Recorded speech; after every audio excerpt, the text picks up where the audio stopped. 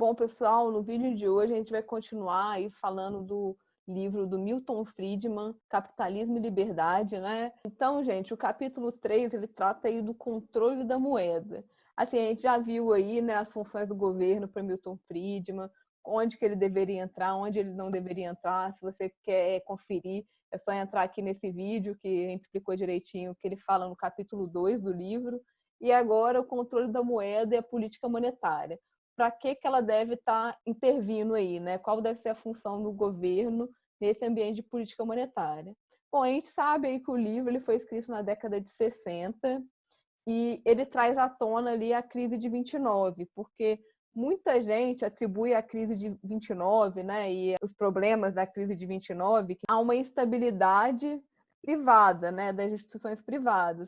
Mas, segundo Friedman, isso não é verdade. Isso é devido a uma má gestão da política pública mesmo, né, Luiz?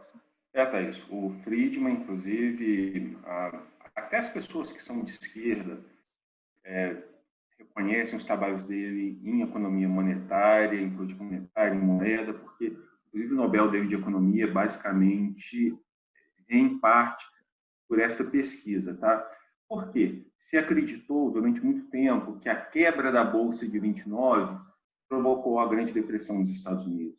Ele mostrou que não. O que provocou a Grande Depressão nos Estados Unidos foi o Banco Central dos Estados Unidos, que permitiu, foi leniente ao deixar cair 30% do estoque de moeda dos Estados Unidos no início da década de 30. Então, a crise da depressão da década de 30 não foi uma coisa de mercado, foi um problema de governo.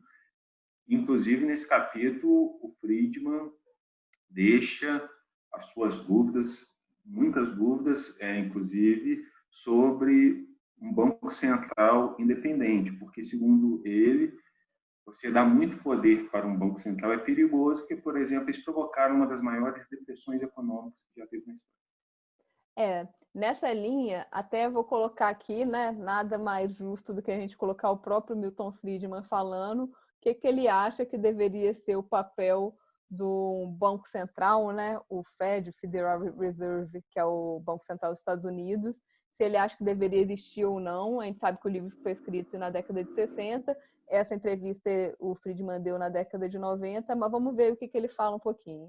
What do you think of the Federal Reserve Board today? Well, I have long been in favor of abolishing it. I think there is no institution in the United States that has such a high public standing and such a poor record of performance. Look, the Federal Reserve Board Federal Reserve System was established in 1914. It presided over a doubling of prices during World War I. It produced a major collapse in 1921. It had a good period from about 1922 to about 28. Then it undertook actions which led to a recession in 1929 and 30. And it converted that recession by its actions into the Great Depression. The major villain in the Great Depression was, in my opinion, unquestionably, the Federal Reserve System. Since that time, it presided over a doubling of prices during World War II. It financed the inflation of the 1970s. On the whole, it has a very poor record.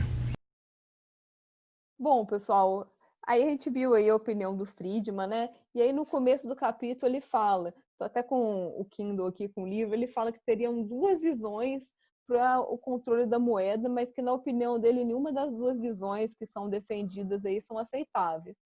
A primeira delas seria aí o padrão mercadoria ou padrão ouro, que como meio de troca, né? No caso, não seria uma moeda, você estaria trocando aí bens uns pelos outros, né? E ele por si só teria o seu valor, você não teria necessidade de uma intervenção do governo imprimindo moeda, né? Já que você trocaria um bem por outro, ou teria um bem que seria aquele meio de troca.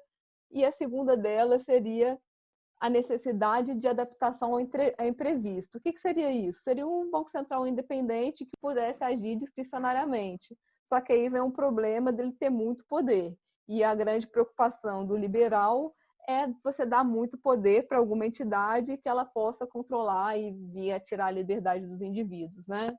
Mas e aí, Luiz, o que você acha? Você acha que hoje em dia aí, o Banco Central do Brasil e do mundo, eles estão agindo na linha do que o Milton Friedman defende? Thaís, essa política expansionista que todos os bancos centrais têm adotado, que se chama quantitative easing, tá? Fechamento quantitativo, basicamente, isso foi a indicação do Friedman em 2001 para o Banco Central do Japão, que adotou essa política e fez o afrouxamento quantitativo. Depois, na crise de 2008, os bancos centrais dos Estados Unidos, Inglaterra, Japão e o Banco Central Europeu também fez isso. Com relação a uma discussão muito recente que se tem sobre a independência do Banco Central, o Milton Friedman era contra a independência. Então, muito liberal vai torcer o nariz agora, muita pessoa que acredita em liberdade econômica, porque o Milton Friedman era contra a independência do Banco Central. O Milton Friedman era contra a independência do Banco Central porque achava que a independência dava muito poder para aquele grupo de banqueiros que decidia o poder monetário da economia. Então, segundo Friedman, isso não seria legal.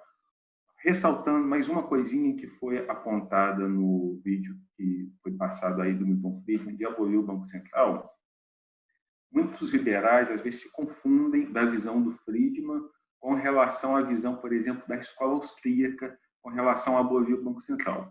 A escola austríaca é a favor de abolir o Banco Central, mas eles são a favor de não existir moeda fiduciária. Tá? Moeda fiduciária é basicamente essa moeda que nós temos, que é assinada pelo governo e nós aceitamos como meio legal numa economia. O Friedman não pensa isso. O Friedman acha que o Banco Central no mundo fez muita coisa errada. Então, para ele, tinha que abolir o Banco Central, mas ele não é contra a emissão monetária pelo governo, porque ele sabe que o papel da política monetária é muito importante na sociedade. Exatamente. E ele defende muito regras também, né? Então, eu acho que se a gente trazer para os dias de hoje, nessa atuação aí do Banco Central do Brasil, por exemplo, nessa pandemia, foi aprovada aí essa PEC do orçamento de guerra, né, que permite o Banco Central estar atuando na compra de títulos, comprando título no mercado secundário, podendo comprar debênture de empresa, dívidas de empresa. Ao meu ver, o Milton Friedman seria totalmente contra isso, porque está dando muita liberdade e muito poder para o Banco Central. Você não acha, não, Luiz? Não, com certeza absoluta. O Friedman, para ele aceitar uma proposta dessa, por exemplo, o nosso Banco Central, até a crise, basicamente, ele executava as diretrizes econômicas que eram dadas pelo Conselho Monetário Nacional, que é o ministro do Planejamento, ministro da Economia, antigamente Ministério da Fazenda, e presidente do Banco Central. Ele só executava as diretrizes desse Conselho Monetário Nacional. Com essa PEC da guerra, não. Ele está tendo poderes independentes. Então, eu acho que o Friedman não ia aceitar isso mesmo, não. Se essas regras fossem passadas para o Conselho Monetário Nacional para passar para o Banco Central, eu acho que ele aceitaria no momento de crise. Mas da forma como está fazendo, muito perigoso, ele não aceitaria. Tá, isso. A última coisa que eu quero ressaltar, para ajudar as pessoas na leitura do livro do Friedman, basicamente é o seguinte. O Friedman sempre falava o seguinte: poxa, se você tem um diagnóstico errado de uma doença, você vai prescrever um remédio errado também para combater essa doença, tá? E segundo Friedman, esse erro de diagnóstico, diagnosticaram a crise da década de 30 como uma crise de mercado. Na verdade, ela não foi uma crise de mercado, ela foi uma crise provocada por uma autoridade monetária do governo. Basicamente, Friedman falou assim: poxa, já que detectaram isso, criaram uma coisa que chama New Deal. Tá? Nos capítulos para frente nós vamos falar sobre o que é isso.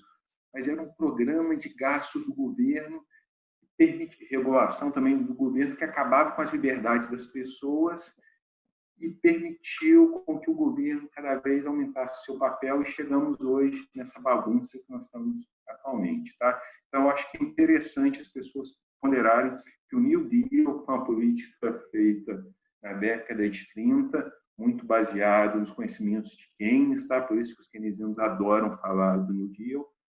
Para o Friedman foi um erro, e foi um erro de interpretação, um diagnóstico errado. Bom, pessoal, então é isso aí, né, sobre o controle da moeda na visão do Friedman. Se você gostou do vídeo, curte aí o vídeo, se inscreva no canal E a gente vai continuar levando aí mais informações sobre os livros do Milton Friedman e outros fatores econômicos aí para vocês.